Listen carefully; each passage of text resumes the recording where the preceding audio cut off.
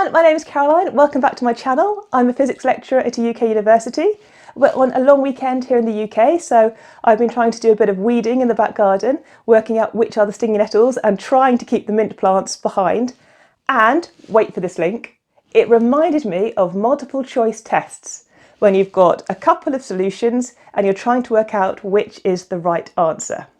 And I don't know about you, but sometimes you put down what you think is your first gut instinct, you know, the answer is B, and then you come back to it a bit later in the test, you think, oh, was I wrong? Is it actually maybe D? So in this video, I thought we could chat about multiple choice exams and how to get as many marks as possible.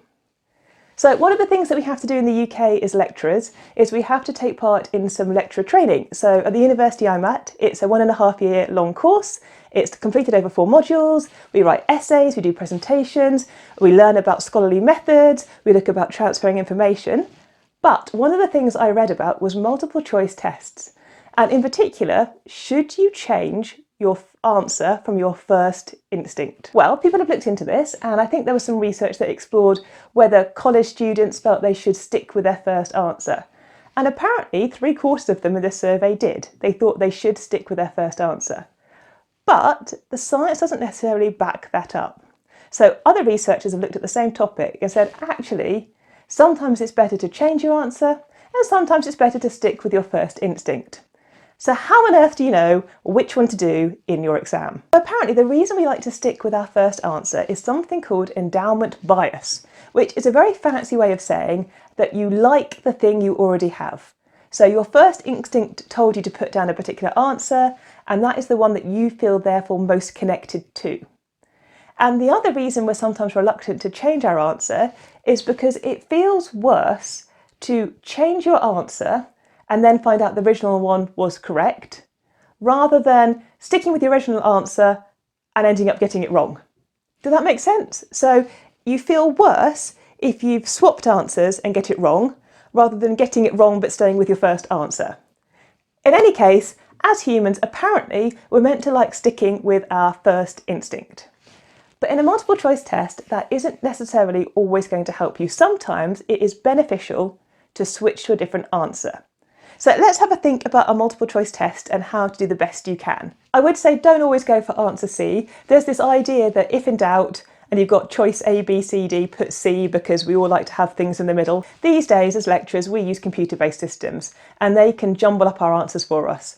So they can appear in a random order designed by the computer. So don't rely on the whole if in doubt just choose C.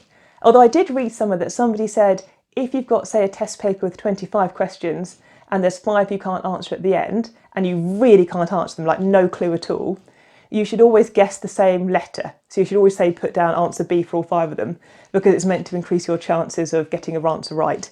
I don't know if that's true or not, but there's all sorts of strategies out there on the internet.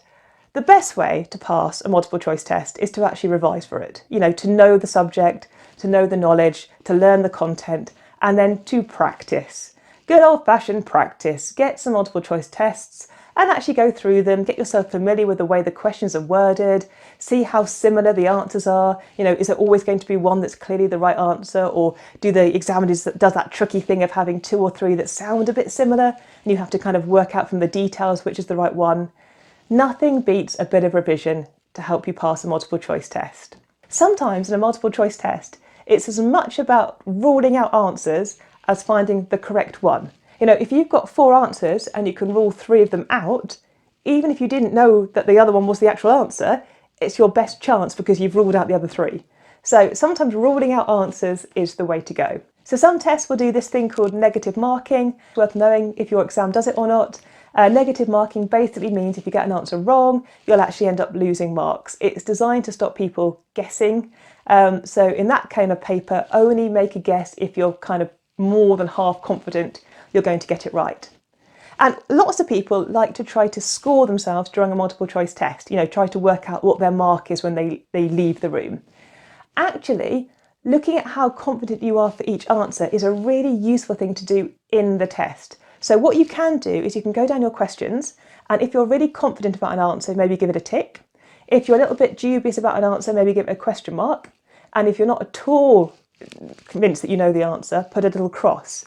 And what that does is it means that when you've only got 10 or 15 minutes left, you can go back and you can try to get the question mark answers first and then look at the cross answers that you've got highlighted in your paper.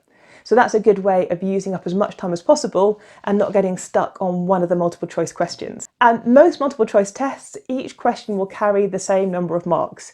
Usually it's a point per question or 2 points per question. So don't get stuck on one question. It's not worth it. If you can't do one and it carries the same amount of marks as all the other questions, just move on. It's really not worth your time to kind of get all worried about one question.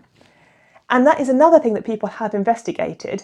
They looked into your kind of confidence levels through the exam, and they found that if you answered all the easy questions first, you were then more likely to do better on some of the harder questions, rather than trying to do the hard questions as you go along, because then you start to worry about your knowledge, second guess yourself, start to get a bit kind of wound up and flustered about things.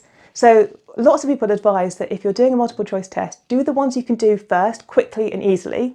And if there's a question that you go, nope, don't know the answer to that, just forget it and move on to the next one, because it gives you a more kind of positive, confident state to be in to then go back to tackle those hard questions at the end.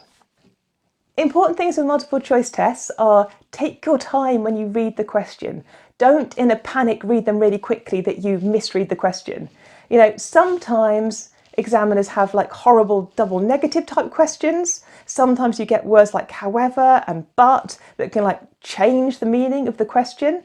So just take your time to read the question and really work out what the question is actually asking. As a lecturer, one of the cool things about multiple choice tests is for me the marking can be done automatically, which is a real win if you're a lecturer and you've got loads of marking to do. The fact that the computer can automatically mark your script is amazing.